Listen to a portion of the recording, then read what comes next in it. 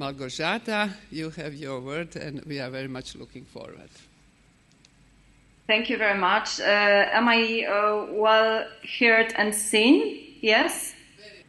What I want to speak about today is not my artistic work, but rather my curatorial work, because it will be a little bit about Polish artist Stan Ostoja-Kotkowski. And the exhibition that you have seen at the gallery, I think so, that you've seen that, concerns a kind of tribute to Stan Ostoja-Kotkowski. And I'd like to present you this project, curated this year's at Video Synthesis exhibition, a project that concerns this artist, and I'd like to use this opportunity to speak a little about the art of Stan and about himself. So I've placed it here a few quotes on the slide, not dates, although the dates and the brief outline of the biography are very important.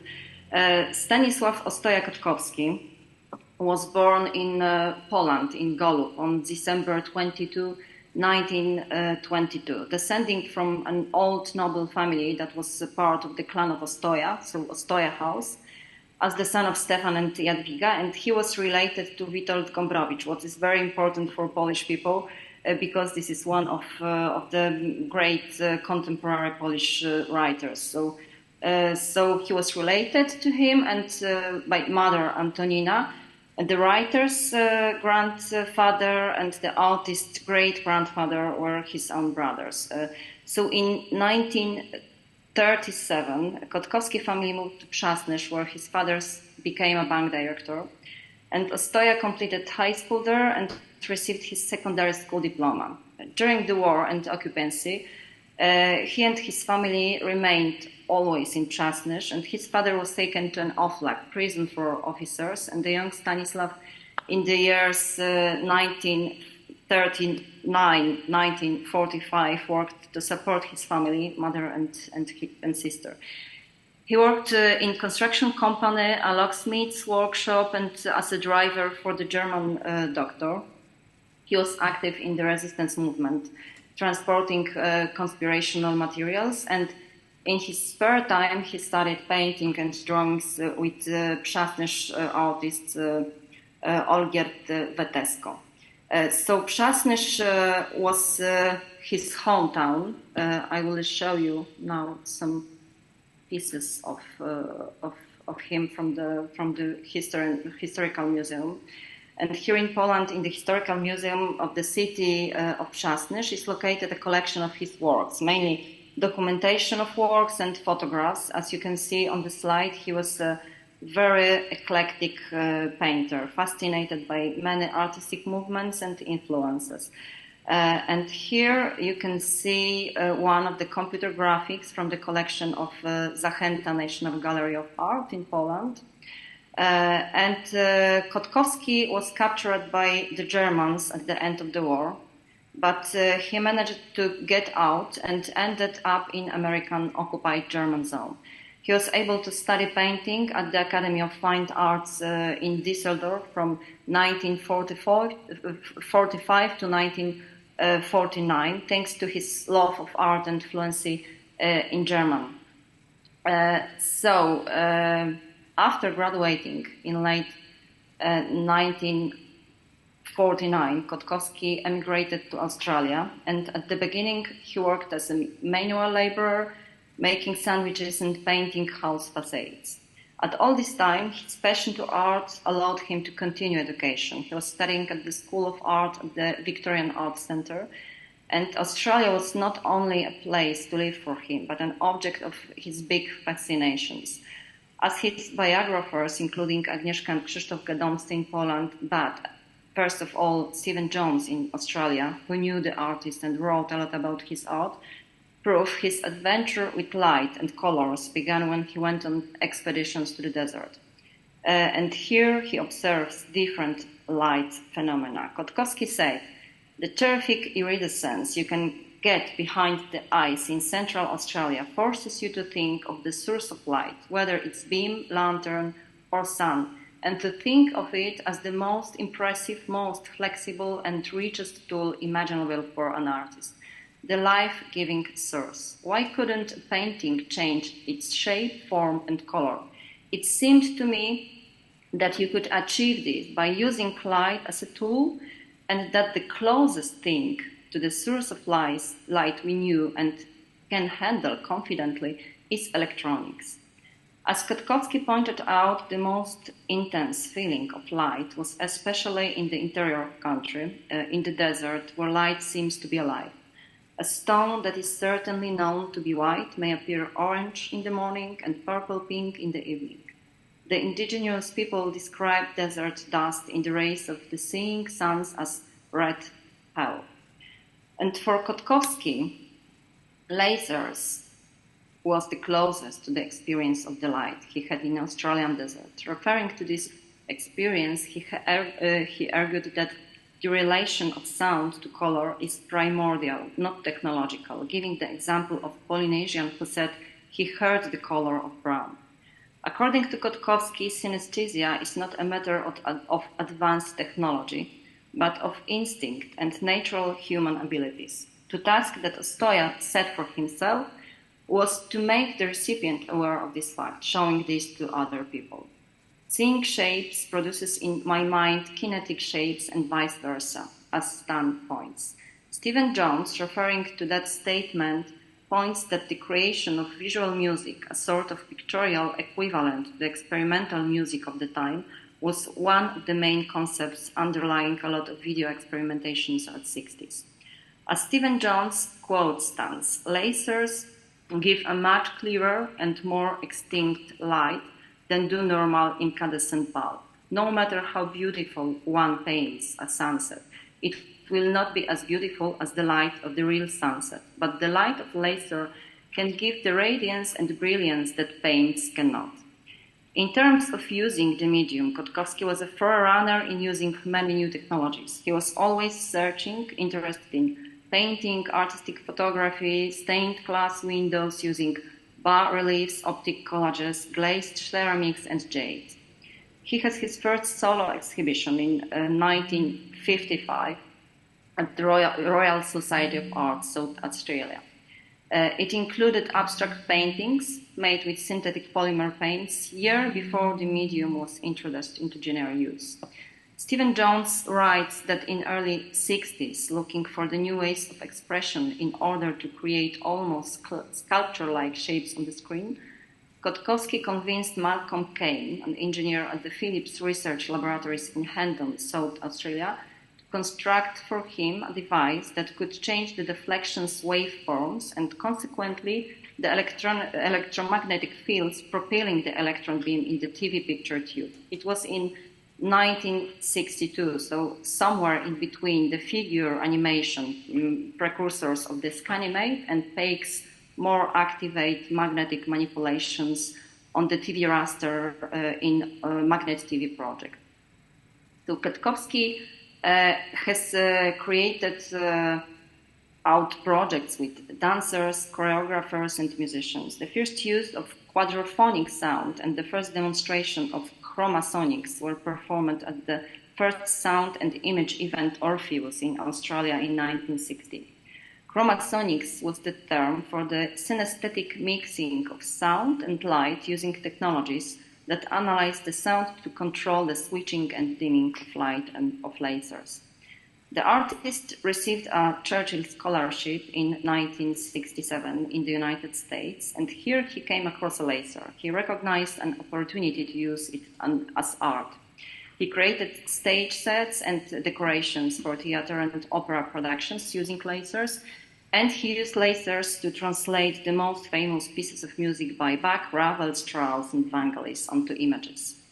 In 1971, Ostoja was awarded an Australian National University Creative Art Fellowship, and the ANUS Research School of Physical Science workshop with aid of Terry McGee, an electronic technician, Stan created a new set of sound-to-light devices, the laser chromasons. It was composed by 2 small helium neon lasers, as well as 6 lamps of various colors, housed in 60 centimeter sphere of translucent perspex.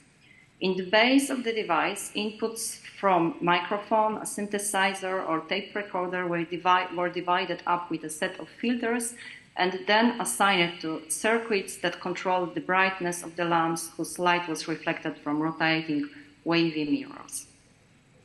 Kotkowski traveled to the United States also in 1973 on a scholarship from the Austrian American Education Association to work on laser technology and art. During his 1.5-year tenure, a 30-meter chromosonic tower with a chromosonic laser were designed and built, and the world premiere of the concert Synchronos had place there. Sound was automatically converted into color and shape by the chromosonic laser, so chrono as a color and son like a sound. It was probably the first laser ever used for the artistic purposes at this time. It was also very inspired by the interactivity in art and active viewer-listener participation. In 1973, together with Philips engineer, he built PET, Philips Electronic Telecommunication Equipment, constructed in a form of imaginary spaceman, flashing light on his face by responding to external sounds, colors, lights, and rhythms. Another example of his interactive work is a set of enamel, a composition made up of 24 enamel plates at the University of Melbourne, and he planted a theremin enamel in one of them. When the still mirror came into contact with the human body, it made music. The distance at which a person approaches the gadget determined the sound speech. In 1991, he traveled to Europe, Poland, and Przasnysz, where his mother lived and managed a library, for the first time following the war. Then he took part in an exhibition titled Jesteśmy, what means we are, consisted of the most famous Polish visual artists working abroad. The artist presented then also a laser light workshop entitled Synchronos 91 at the National Philharmonic in Warsaw, and classes were so popular that were extended by several days. He died on April 2, 1994, and he was buried at Powązki Cemetery, a historic necropolis located in Warsaw, the burial place of many distinguished individuals from Polish history and culture. What about the preservation of his work? Approximately 800 of 3.5-inch floppy disks made by him between 1988 and 1994 are parts of the extensive collections of materials about his work that is housed in the State Library of South Australia. Stan was a leader in the digital arts, and his archive has been added to the UNESCO memory of the world's Australian historical significance. This year, at the Videosynthesis exhibition, which is a part of the Intermediale Festival and is happening in Biennial Formula for the 3rd time, we included a section honoring Stan Ostoja-Kotkowski.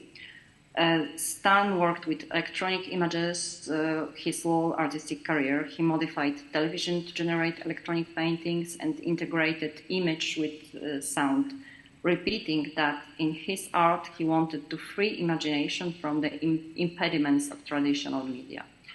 And this year commemorates the 30th anniversary of both Stan Ostoja-Kotkowski passing and Intermediale beginning, which is the overall body for the Videosynthesis exhibition. And we invited to give Ostoja some attention in relation to this occasion. From both Polish and international perspective, we wanted to do this part of the exhibition. So that is how Tribute to Stan came to be. We wrote an invitation to 6 artists to contribute nowadays to his project of media art. And works you saw at the gallery include the following artists: Debora Bernagozzi, NiemmansLand Group, Alberto Novello, Krzysztof Pawlik, and Kitian, and Eric Lennartson. So, summarizing, at the first glance, without further and deeper studies, Stan's using of technology was not so critical like other new media projects from that time. For example, 9 Evenings, which was heavily rooted in the anti-Vietnam War protests, or the works of Jasia Reinhardt in the frame of Cybernetic Serendipity exhibition, which pointed to the affirmative role of technology in its cybernetic meanings. Instead, it was very formalistic, and I understand here formalism as the study of art based only on an examination of its form or how it's created and appears, with concentration on purely audiovisual elements, characteristic of color, form, line, and composition, both in sound and image, and on its mutual interactions. To break this first impression, in this context, important topic in Stan for me, in Stan interests, was the fascination and respect for the Aboriginal culture. The common traits of immigrants and First Nation topics are historically exceptionally interesting. And Stephen Jones recalls that Stan Ostoja-Kotkowski's most ambitious sound and image project was his presentation of Time Riders at Perth Festival in 1970, followed by Adelaide and other cities. And Time Riders explored Aboriginal Dreamtime mythology using film, slide projectors with dissolves and filters, effects, and Australian music and dance. So for me, starting point, because it's the project that has already started, for me, starting point for deepening the research is to find what meanings are hidden under the use of technology in Stan Ostoja-Kotkowski works, what epistemologies are created by his lasers, and what relations to the outside artwork it had. However, looking in this direction, it must be emphasized that even kinetic art itself was considered to influence reality because it influenced the viewer, creating a world of art in process. And as Jones emphasizes after Frank Popper, light art is an art which acts and transforms the environment just by by the light that is moving.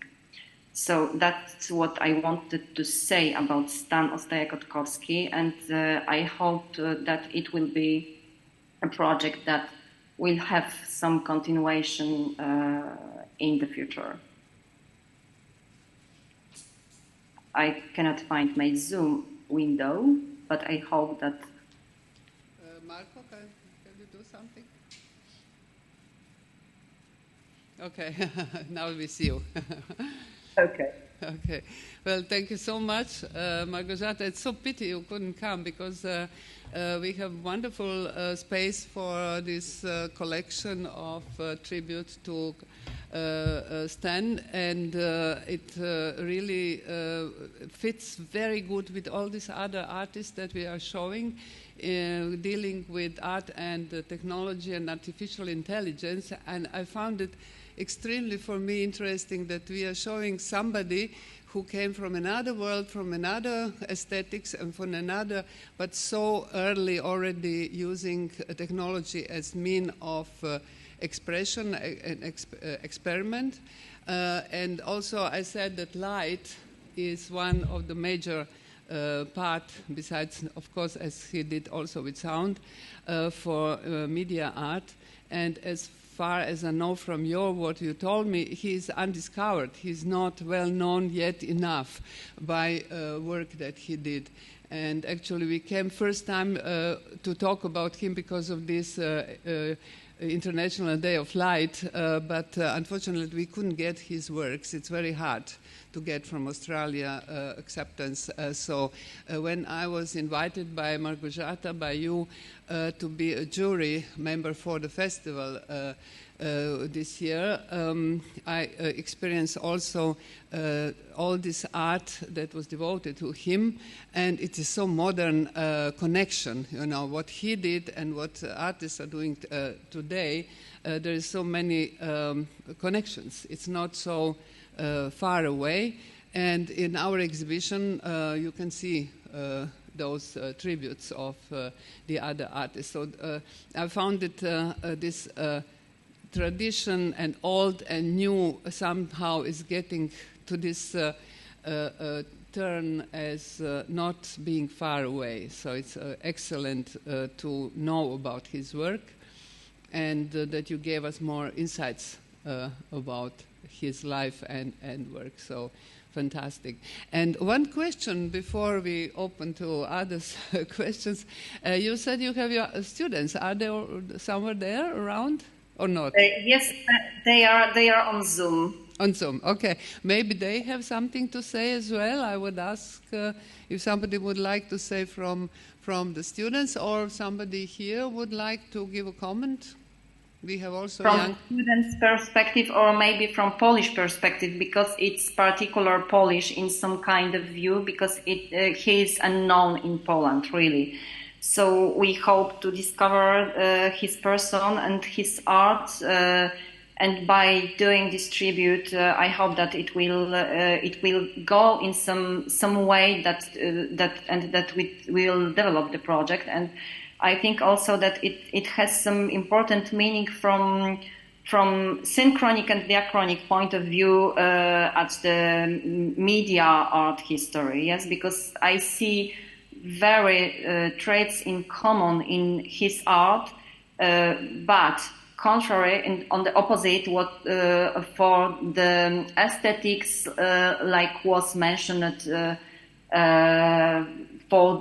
in the first paper by Professor Ernst, because this is the aesthetics that emphasize the aesthetic feelings of the receiver. So I think that this is different point of view. Mm-hmm. Okay. Wonderful. I'm so happy that at least we got you here on Zoom. I hope next time you will come personally, maybe with your performance, which we spoke about. And very much for the invitation. And with your partner, maybe next year in Astronomy Center or something. We have to plan. So there is another question, so please excuse me. Can you come? Thank you first of all for making me know about this fascinating media artist from Poland whom I wasn't aware of, and it seems to fit so perfectly, as Ingeborg says, into the long history of cybernetic art and early media art. Fascinating to know this as well. One point, I tend to ask critical questions after that.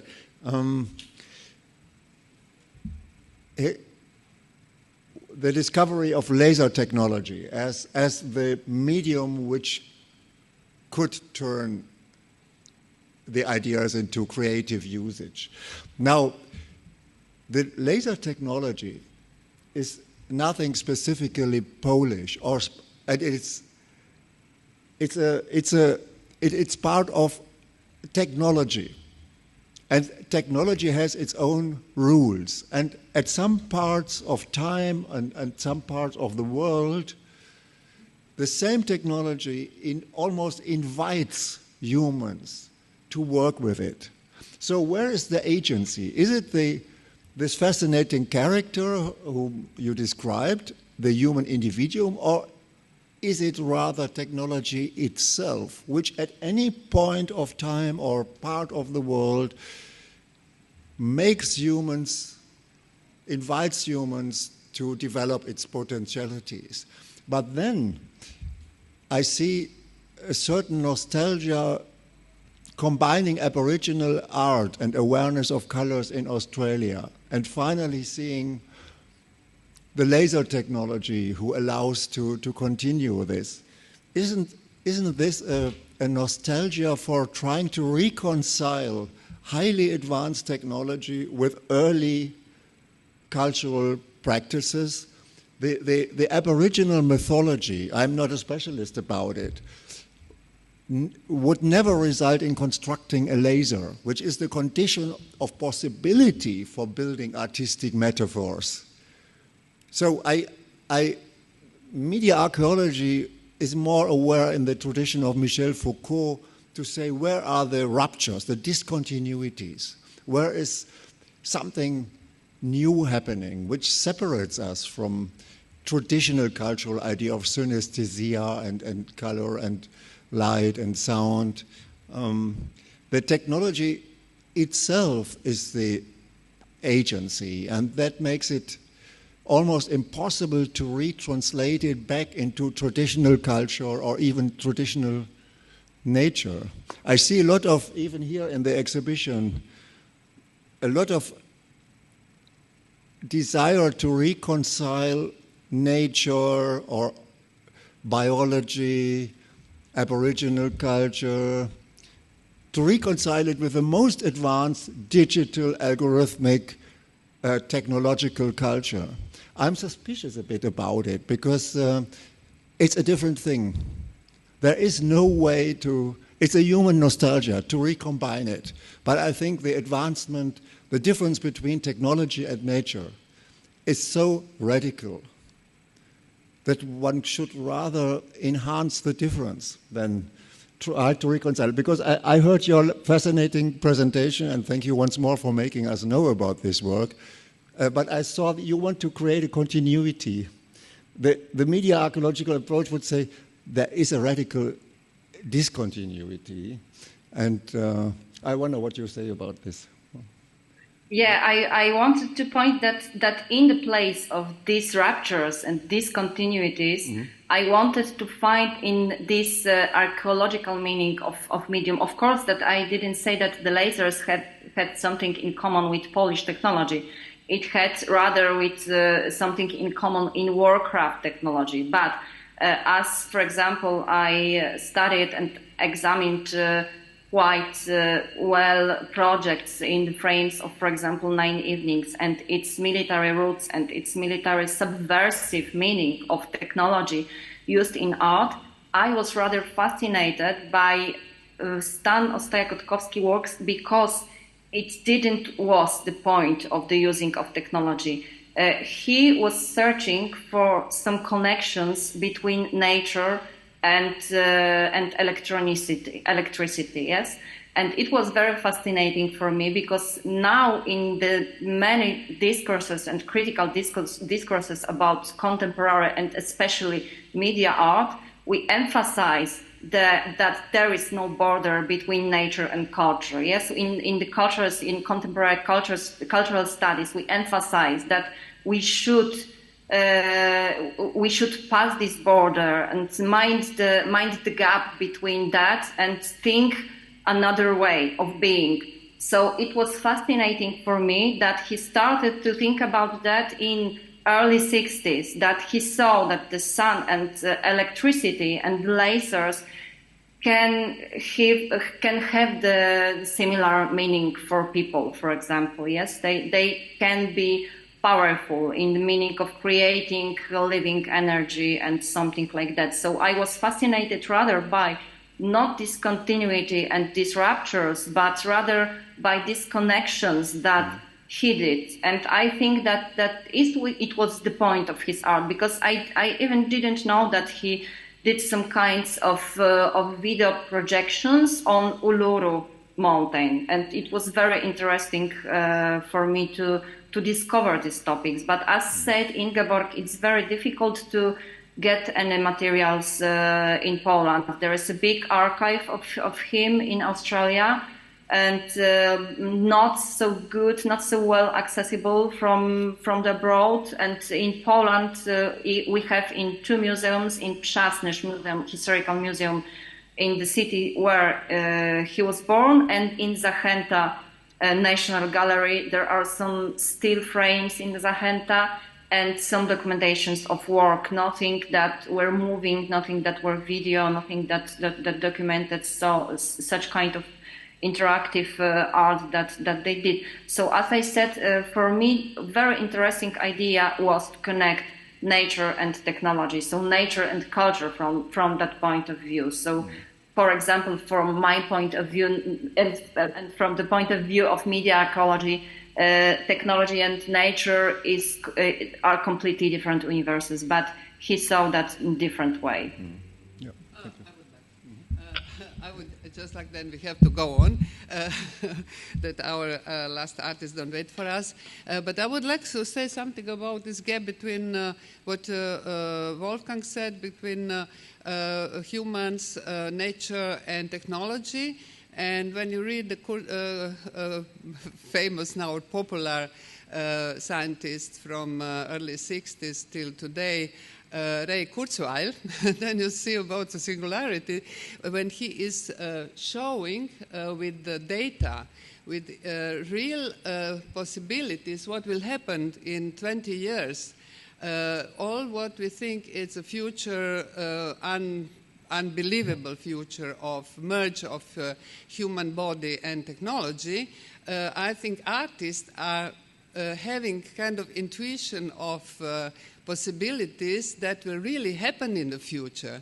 And anybody who wants to get all this data that he is putting, it's now, this book is now about singularity, it's not about very, like a writer. Yes, I know, we have to go. But it's about this. So I would just like to say this connection or gap between that. So Ivan is showing me we have to another artist as well. So thank you so much. I hope you stay with us on Zoom. And we talk to, and video is beautifully to watch in the exhibition and fits perfectly to the other works. So we will make photos and send you. Thank you very much, Małgorzata. Goodbye.